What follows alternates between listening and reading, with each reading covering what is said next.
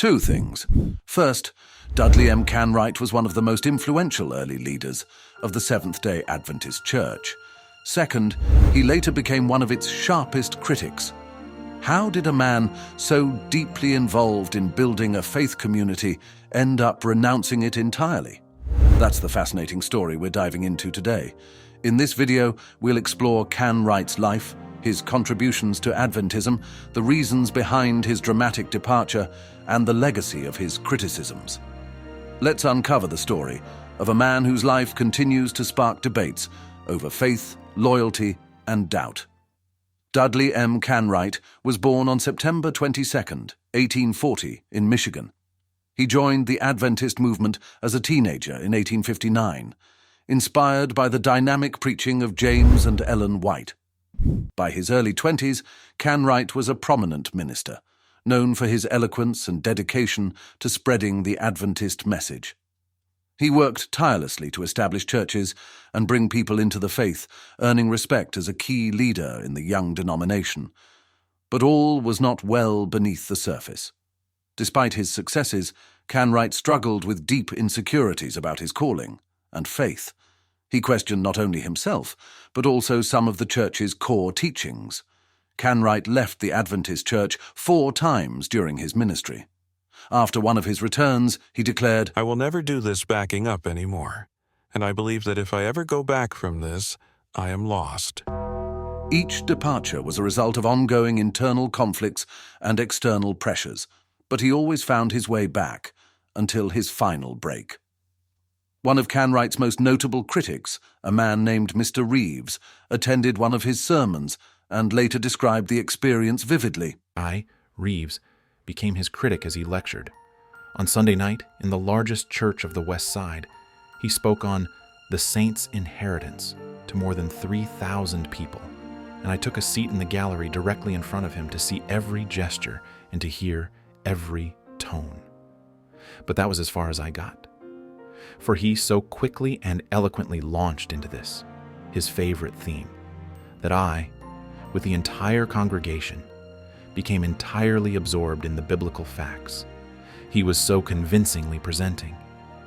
After, the many people crowding around him, complimenting and thanking him for his masterly discourse. After a long time, we were alone, and we went into a beautiful city park, sat down to talk the occasion over, and for me to deliver my criticisms. Suddenly the elder, Canright, sprang to his feet and said, "Reeves, I believe I could become a great man were it not for our unpopular message." In 1887, Canright left the Adventist Church for the 4th and final time. This time, it wasn't just personal doubt, it was public rejection. He criticized core doctrines and Ellen White's prophetic authority. Ellen White, aware of his departure, counseled him strongly, saying, "If you have decided to cut all connection with us as a people, I have one request to make. For your own sake as well as for Christ's sake, keep away from our people. Do not visit them and talk your doubts and darkness among them. Satan is full of exultant joy that you have stepped from beneath the banner of Jesus Christ and stand under his banner.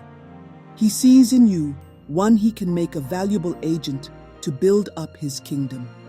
You are taking the very course I expected you would take if you yielded to temptation." Canright's books, like Seventh-day Adventism Renounced, became rallying points for critics of the Adventist Church. His writings challenged the faith of many and gave ammunition to opponents of Adventism.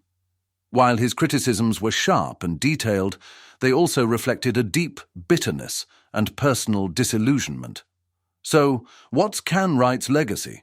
For Adventists, he's a reminder of the dangers of doubt and the pain of apostasy. For critics, he's a key figure in challenging the movement. His story raises timeless questions. How do we handle doubt? And what happens when personal struggles lead to public departures? Dudley M Canright's story isn't just about one man.